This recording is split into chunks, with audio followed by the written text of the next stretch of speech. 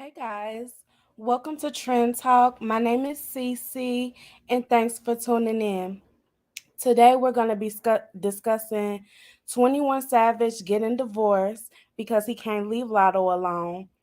SZA not performing at the VMAs because she didn't get Artist of the Year. Doja Cat taking shots at the girlies in her new song. Also, Drake and Halle Berry, they into it about a picture. We're going to be talking about Tyler Perry and why he wants women to settle with men who can only pay the light bill. And we also going to get into this Offset and Kenneth Petty situation. So before we get started, make sure you like, comment, and subscribe. And make sure you share your thoughts on all the topics that we're talking about today. So, the first thing we're going to get into is on the timeline. In this segment, I just picked something that I've been seeing going around on the timeline so we could discuss it. So, it says if you want to be 40 getting a kid dressed for kindergarten, then that's on you. So, it made me think about what is a good age for women to have a child? What do you guys think? What's the perfect age for you? If you could go, if you have children, you can go back and do it all again. Or if you don't have any children and you plan on having children, what is the perfect age for you to have a baby? I think that after having children young, I would, if I had to do it all again, I would have my children at the same age because now they're getting old enough to be more self sufficient. And I'm only 30, so I have a lot more freedom and free time on my hands because I'm not dealing with a toddler or a newborn. I do have some friends who just had children, and if I want to go out or they're tied to their kids and can't do much right now, and by the time their kids get up in age to where they'll have more freedom, they'll be like probably in their 40s. By the time I get in my 40s, both my kids will be grown. So what are y'all thoughts? I think a lot more plays into it as well because when I was younger and I had my kids, I did struggle more financially, but on the flip side, I made it through. So I don't know if it's a perfect time to have a baby for real. And also, when I was younger, when I had my daughter, my pregnancy was smooth and easy, and my delivery was smooth and easy. They literally had to wake me up and tell me it was time to push with my daughter. But I had my son 4 years later, and the pregnancy was a struggle, and the delivery was also a struggle. So, if we're going to talk about health wise, I think early 20s to early 30s is the best time to have a baby health wise because I think after when you get into your late 30s, you start having more complications. But let me see what Google says about it. Google, let me pull this up.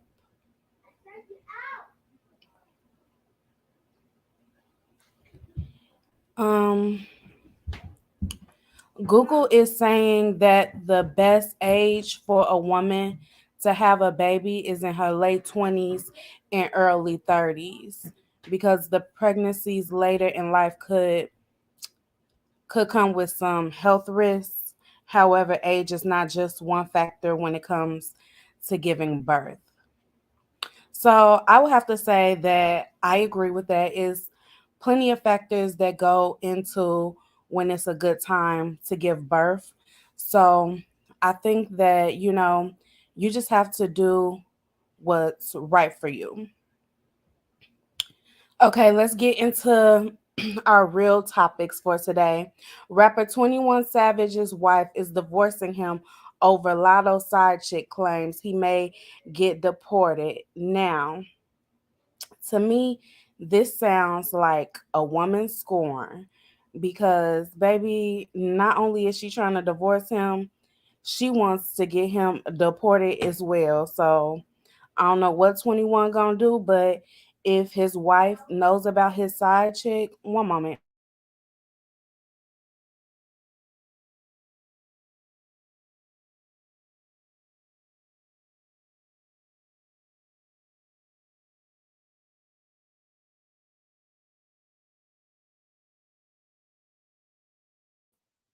If your wife knows about your side chick and is telling you to leave that girl alone or you're gonna get divorced and deported, it shouldn't be that hard to leave her alone. But let's get into the article and see what the article is saying about this.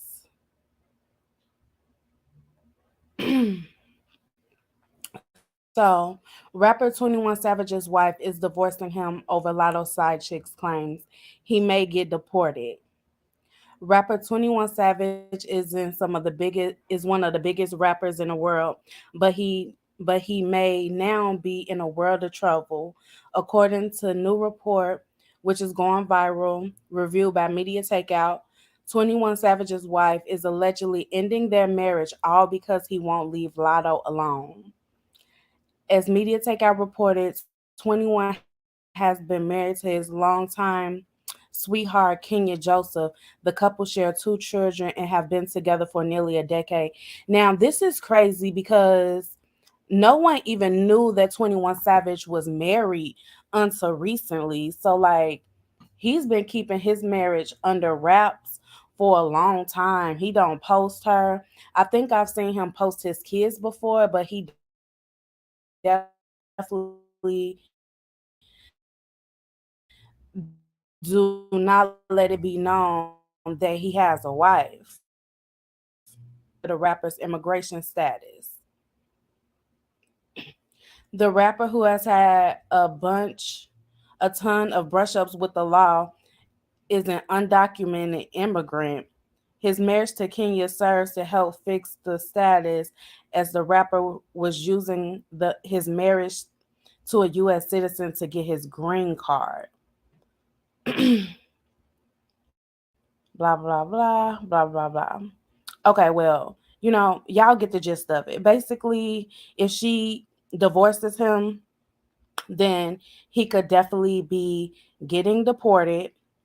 And I don't think, like, I would have been divorced him, honestly, because you not finna have me and be traveling all around the world with these other girls, and I could clearly see, like, you not finna play in my face like that. So I'm on the same thing she on. He would have got divorced, he would have been deported, I would have been calling immigration on him, because that's what you not finna do. But she was crazy in the first place for letting him hide her. I don't care what you saying. If you could post all your cars, if you could post our kids, you could post me too. Cause literally no one even knew he was married until he got in trouble with the law. Remember when they was talking about deporting him a minute ago? It was like in 2019. And the only thing that saved him was his marriage. But on the flip side, I'm sure 21 Savage won't have a problem finding someone who will want to marry him so he could stay in the country, even if it's just an arrangement. I mean, he's rich. I would marry him as an arrangement if he want to stay in the country. 21 Savage, if this get to you, slide in my DM if you want to make something happen, because baby, I'll get on the payment plan, have you feel like you need to do it. I'll take it, okay? But I really hope that if they are in love and he didn't just marry, well, they have two kids together and they've been married before 21 Savage got big. So maybe there is love there. If they could fix it, I hope they could fix it. 21, you have to leave Lotto alone. It's one thing to just be having random flings with women, but you can't get into a whole nother public relationship when you married. Like, that's just crazy. But I hope they work it out and do what's best for them. Okay, our next topic is SZA. SZA apparently didn't perform at the VMAs, even though she won an award. She won Best R&B, and everybody was wondering, like, okay, where's SZA at? She's not going to accept her award, and everybody was wondering why she didn't perform either, because she had one of the biggest albums last year. Her album went number one, and it was the longest album. It was the longest number one album last year as well. So I was wondering why she wasn't there. So a couple of days ago, reports came out that SZA didn't perform because she felt like she was snubbed for Artist of the Year. Now, if you watch the VMAs, you will know that Taylor Swift won almost all the awards at the VMAs. But before I get into how I feel about this, let's get into what happened and why she didn't go. And this is coming from Teen Vogue. It says the singer's manager said he made the decision to pull her from the show after MTV's disrespectful move. Disrespectful?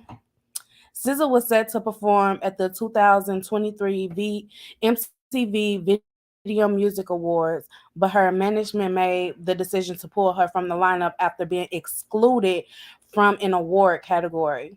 The SOS singer's manager for over a decade, Terrence Punch Henderson, why is his nickname Punch? Mm, told Hollywood Reporter in recent interview that he ultimately pulled his client from the VMA stage after she was not included in the Artist of the Year category. The award ultimately went to Taylor Swift, with the other nominees being Beyonce, Shakira, Nicki, Carol G, and Doja Cat. Obviously, she had one of the best years, if not the best year, of any artist at this point. Henderson said, I don't see why she wouldn't be nominated for Artist of the Year. It just it just really didn't make sense to me. It's disrespectful. I think that he is kind of um being bitter. Just because you feel like you should be nominated for a category doesn't mean that you're going to get nominated for it. Like, she won an award, she got nominated in other categories. The VMAs is if you didn't know, it's a fan voted award. Like, you have to go to MTV and you have to vote. So I don't know if SZA's fan base is big enough to compete with people such as Taylor Swift, Beyonce. Like, she's just not on that level yet. And I feel like if she would have performed and came to the stage and accepted her award, like, that is a huge platform that she could have used to keep boosting her stardom. It's giving Bradish from her and her team, because if I was the artist, I wouldn't let my manager tell me, like, oh, we're not gonna do it. It's disrespectful. Like, it's tons of people who have deserved awards that didn't get awards. Like, look at Nicki Minaj. She's been running the female rap game for over 15 years, and she still doesn't have a Grammy. Like, you can't control that sometimes. You just have to get out there and keep working until you get the award. But Taylor Swift, she won almost all the awards. Her fan base is super big, and they came out and voted for her.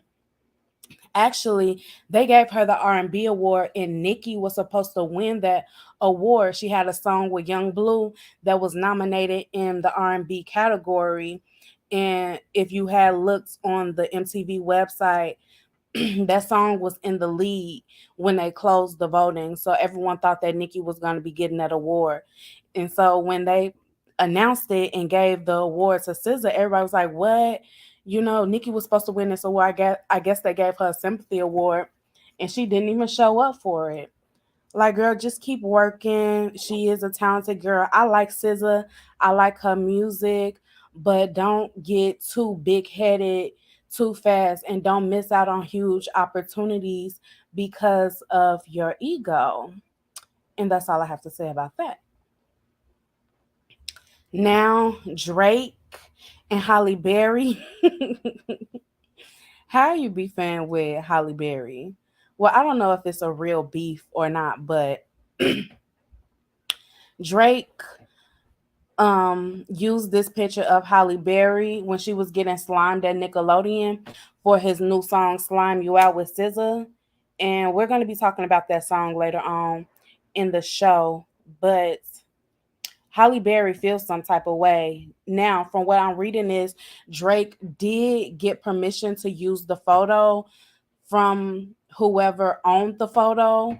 I don't know if it was Nickelodeon or the photographer who actually took the photo, but he did get permission from the owner of the photo. Halle Berry just felt disrespected because Drake didn't ask her personally. And I feel that like if you could call somebody and hit them up or just give them a heads up like, "Oh, I'm going to be using this photo.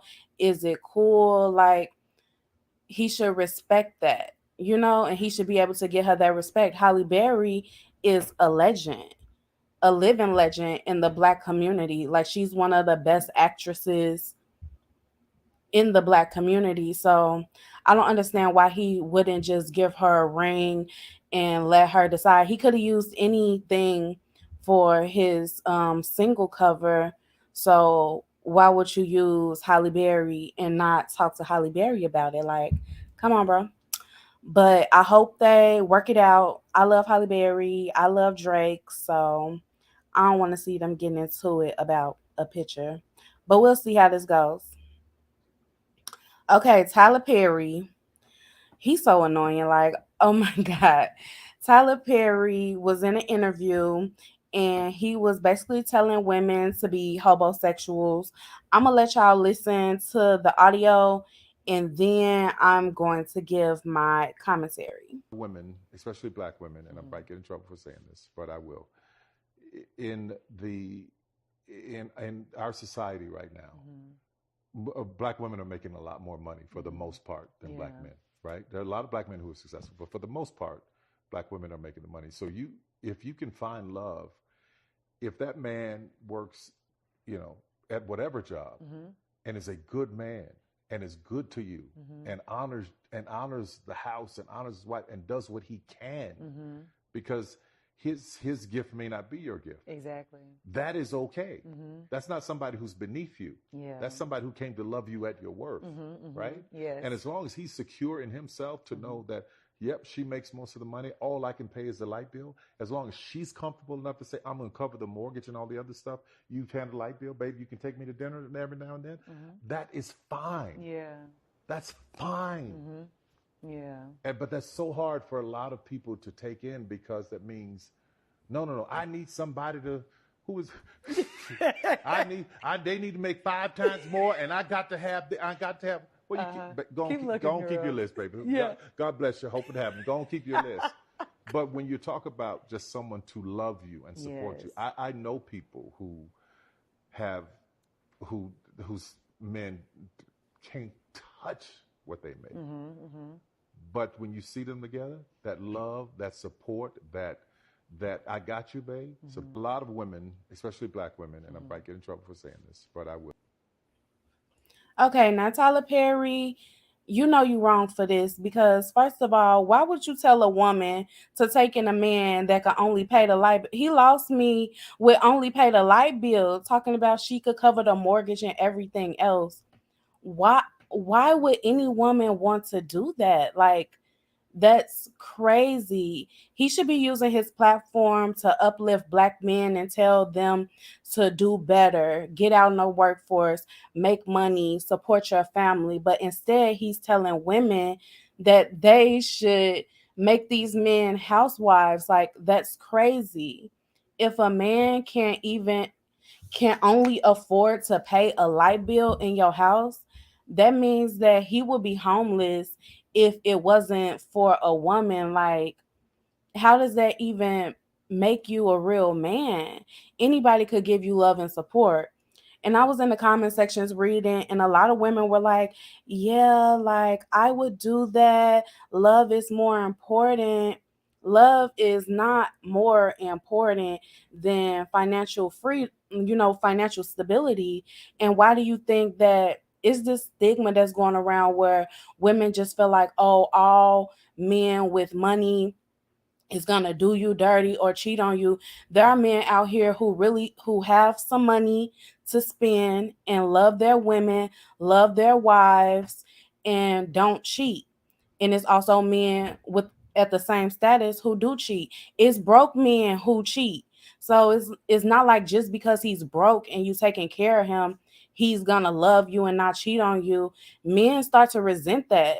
If you're doing everything for a man, he gotta ask you for some money to go get him a meal. He gotta ask you for some money to get him some shoes. Like men start to resent that. They feel emasculated. So I just feel like Tyler Perry, he's wrong for sending this message out because we need to be building a community with more black men who could be leaders and providers and uplift the black community. If we want our community to do better, then the men have to step up like the women is stepping up. A lot of people were saying like, "Oh, black men, it's so hard for them. They're not getting the jobs. They're not doing this." Well, it's just a whole bunch of excuses. You can't let women outwork you, out hustle you, out educate you. Like go to school. If school not your thing, go get a trade. If that's not your thing, then shoot, start you a business, do something. But don't just sit around and wait for a woman to take care of you because that's insanity. Like Tyler Perry, he's a billionaire. This doesn't even apply to him. What is he talking about? Like that's what's blowing my mind right now. Like you're a billionaire. You don't even have these issues. How are you talking about poor folks issues? It makes no sense to me. But ladies, you do what you want to do. If you want to take care of a man and let him only pay the light bill, then let that be your prerogative. But I ain't doing this. So Tyler Perry, next. So today, Offset and Nicki Minaj husband Kenneth Petty, they got into it because Offset slid and Kenneth Petty's friends DM basically threatening him. If you can see right here, this is the DM.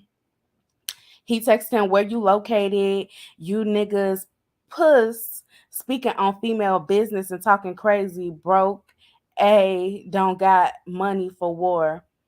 Okay, so we're gonna go to the neighborhood talk so we could get the full story of what's been going on with the situation. So apparently, this is the video that started the whole thing. This was at the VMAs. Kenneth Petty's friend posted this video, and Offset felt some type of way about it. The sturdiest, nigga, big queen, biggest queen, nigga. Okay, so this is the video that started it all. Apparently, people are saying that he threatened to knock Cardi B's veneers out. I don't see that nowhere in this video, but that's what they're saying. And so that's what prompted Offset to slide into the DMs. VMAs was at the beginning of the week. I don't know why he chose now to slide into the man's DMs, but that's what happened.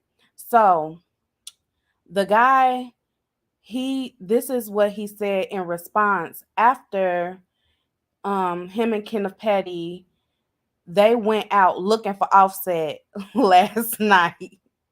Here's the video for that. Cause Offset DM me. He DM me. On, man. Nigga DM nigga, Cuckoo. He off the set. That whole gang can suck a dick. Nigga, he off the set. Don't make us put you off the set, nigga. What you talking about? Up north, I had you scared, boy. Yeah. Up north, I had you scared, boy. A lot of y'all niggas. A lot of y'all niggas, man. I'm telling you, y'all niggas checking in at all. Keep believing in these niggas. Legendary. Keep believing in these pussy ass niggas. Y'all niggas checking in. This is pussy, man. Wow. Wow. Let's go, man. Niggas been right here for man long though. So I guess they were supposed to meet up and fight. Like I don't know what they was supposed to do from this. But so after that, Offset posted a video hopping off a jet saying that them niggas was broke and laughing. And now the friend is coming out. This is what he has to say. Yeah, so the awards and everything, right? Basically, I don't even know how all this happened. I had a great time, great experience. Everything was positive. You know what I'm saying?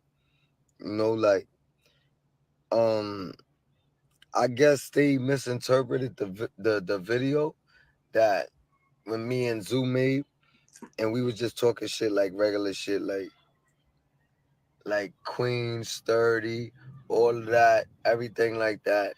And then I guess Zoo made the comment like, you know, what was it?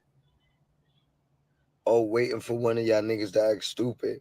And that was it. That was all that was said. Now, I guess Cardi wrote something in regards to that. She didn't even flinch or whatever. Okay, so basically, this is stupid. I feel like Offset is probably doing this as a publicity stunt because, like I said, the VMAs happened so long ago, like earlier this week. Why are you just getting into it with these men? I feel like he needed a reason to go viral. But on top of that, like last time Cardi and Nicki was in the same vicinity, Nicki was by herself. Cardi and her team ran up on Nicki, and Cardi tried to hit her with a shoe. But all of a sudden, when she got her people with her, y'all acting spooked and nervous. Spooked and nervous. Like, that's crazy to me. And so he also released the text messages. Oh, where is it? Hold on. Yeah, these are the text messages between him and Offset. I'm gonna try to read them to y'all, but they gonna be going kind of fast. Where you located? You niggas OA and female business, yada yada yada. You live in Charlotte too. He said I'm outside heavy. It's going too fast for me, y'all. It's going too fast for me, but y'all could pause it and read it, on y'all own time. So basically, they was just going back and forth in the DMs, and it's just crazy to me because Offset, I just feel like this. Look, don't start nothing that you can't finish. You was in the same vicinity as these men and you chose to go outside instead of pressing your issue. Why would you press the issue almost a week later? It makes no sense to me unless you doing this for publicity. And you also can't start something with somebody and your response is you broke. Like if we on street stuff, we on street stuff because last time I checked, Offset got his chain snatched and whooped out his clothes. Like the only thing he had left on was his drawers. And also the last time I checked, when him and Chris Brown got into it, Chris Brown was in his DMs talking about you want to fight, and Offset was talking about the police. So Offset, you not really like that. You should stay in your lane, leave these people alone, and focus on something else. You see what just happened to Takeoff over some violence that didn't even have nothing to do with him. Like we don't need any more violence over petty situations. Just leave each other alone, make your money. You got the money, you living this life, you hopping off private jets. Why are you even responding to these guys if they're so broke? Like, it doesn't make sense to me. But let me know what y'all think. Okay, now for the segment Update the Playlist. Recently, a few things have dropped that I want to talk about. First, I want to talk about Rod Wave. He just dropped his album Nostalgia. I think that's what it's called. Yeah. And it's a bop for me. I added a lot of songs to the playlist. Now, for me, if a song don't get added to any one of my playlists, I feel like it's a miss and I'm probably not going to listen to it again unless somebody else is playing it when I'm around or something. But if it don't get added to my playlist, it's a miss. But a lot of tracks on this Ride Wave album was a hit to me. I got 6 songs that I added to my playlist: Long Journey, Love for a Thug, Checkmate, Fight the Feeling, Turks and Caicos featuring 21 Savage, and Great Gatsby. So y'all check out his album gives me the vibe like nostalgia. The name, it really matches the vibe of the album. Like, it's something that I will listen to early in the morning on my way to work. It's really chill. Or late at night if I'm taking a drive and I'm on some chill ish, I would put this album on, or tracks from this album, because it's just smooth. It's a vibe. He does like a lot of rap singing type situation. I love Rod Wave. I love his voice. The next song that I want to talk about is Drake and SZA's Slime You Out. It was a miss for me. I didn't add it to the playlist. Um SZA's verse was good. I liked the SZA's verse, but I really didn't like Drake's verse. But Drake is Drake. Billboard said it's expected to go in the top 5 after only 1 day of tracking. So it's probably gonna go number one just off the strength that is Drake. Everything he touches is gold basically.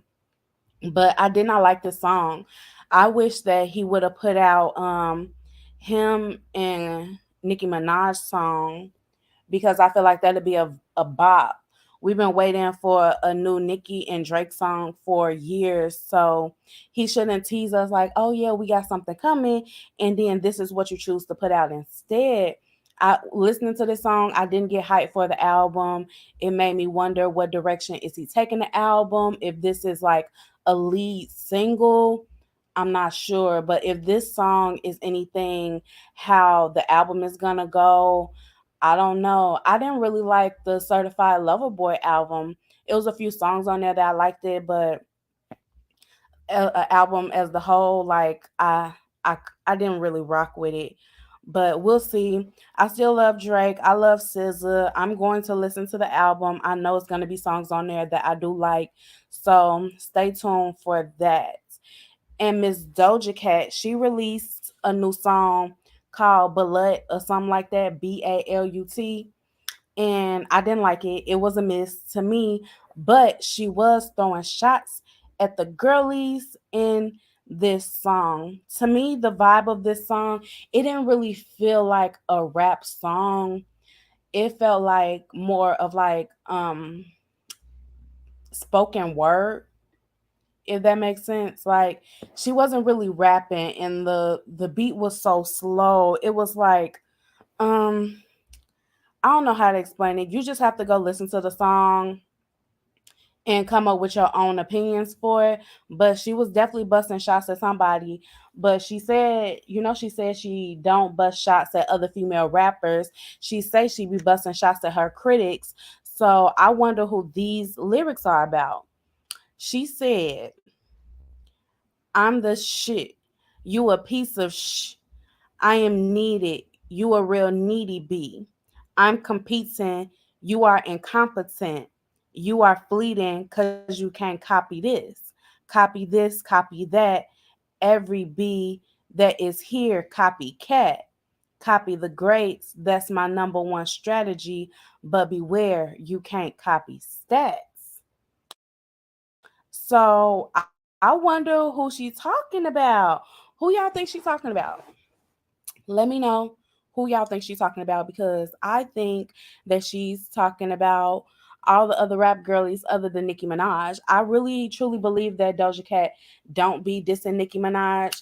Like, if you look at Doja Cat, she's like a mini Nicki Minaj clone or something. So I really don't think she dissing Nicki. I think she loved Nicki, but she did say that copying the greats is her number one strategy. So do she really love Nicki? Or is she using her love for Nicki as a strategy to win over some of Nicki's fan base? I feel like more will unfold as it keeps going on. She's been revealing a lot in the music that she's been dropping lately. And I feel like Doja Cat pop your ish, like stand on the ish that you talking about. If you feel like you that b you better than these girls, they ain't putting up the stats that you putting up, stand on it, say it and stand on it. I don't want to hear no backtracking when people ask you who you taking shots at, or is you taking shots, because it's clear as day that you taking shots. So don't give no lame excuse like, oh no, I was talking to the critics. Your critics don't rap. So, what are you talking about? How can you be talking about the critics if they don't rap? What stats do your critics need to put up? They not in a rap game. So, I don't know. We gonna see as more Doja music come out. Hopefully, she releases some more music from her album that I actually like. I like Demons. I liked it the first verse of it. I didn't really like the second verse like that, and I liked it Paint the Town Red too. I added both of them to my playlist. So far she got two songs from the album that I like.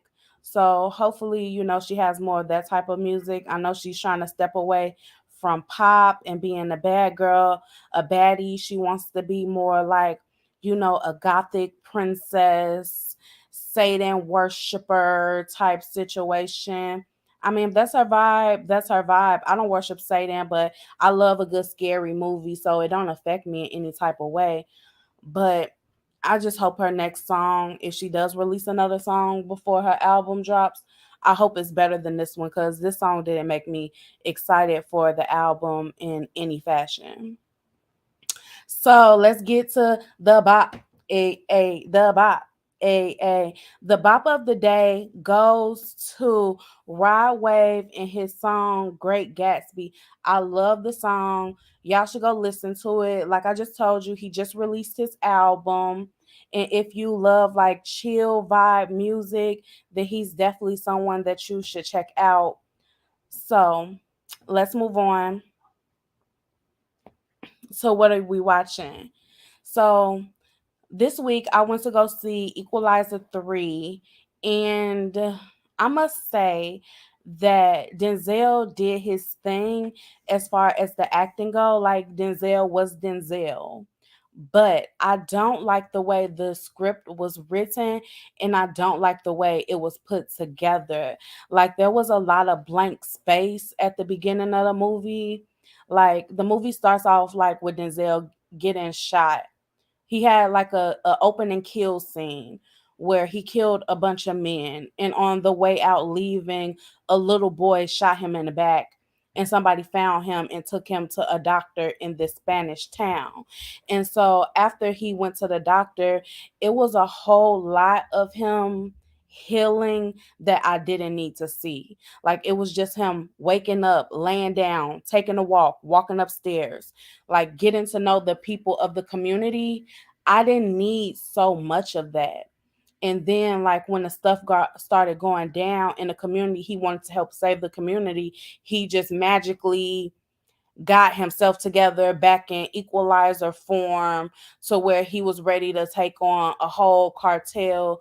It just wasn't making sense to me. And then like the final kill scene of the movie was really anticlimactic. Like usually I'm used to a equalizer movie, the last kill scene is really big, theatrical. It wasn't that this time. He had a few good kills, but the overall it was kind of weak to me. But Denzel did give what he was supposed to give as far as the acting go, in my opinion. What else am I watching? Okay, so Winning Time.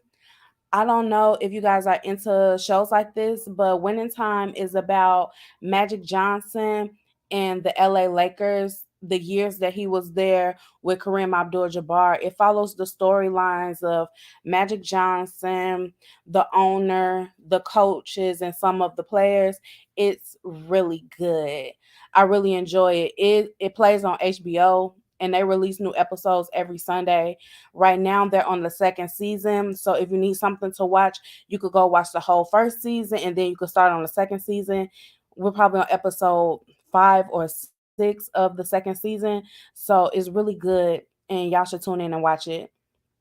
I've also been watching Supernatural. I've watched this series like about 9 times. It's my comfort show. It is so good to me. I know Supernatural used to come on the CW, but now it's on Netflix if you want to watch it. If you're into sci fi and horror and that type of thing, the show is about two brothers who hunt monsters, and it's 15 seasons. It has about 20 to 23 episodes in each season, and each episode is an hour long if you're looking for a long, drawn out season, something to watch. I've watched it like 3, 4 times. I'm not even lying to you. So y'all could get in tune with that. Also on Sunday, Jocelyn's Cabaret is releasing a new episode. The last episode of Jocelyn's Cabaret was kind of dry. It was getting into, well, actually, no. Last episode wasn't dry. The whole fight went down at the Floyd Mayweather boxing match thing. Jocelyn is crazy. I love the show. It comes on Zeus every Sunday, so y'all tune into that. And also, Baddies East is supposed to be dropping their first episode on Sunday. And I don't know if you've watched any of the Baddie seasons, but I feel like it get better and better every season. So make sure y'all tune into that. And that's it for our episode today. Thanks for watching. Make sure y'all comment y'all thoughts about all the topics that we talked about today. I will read them and respond. And I'll see you guys next time.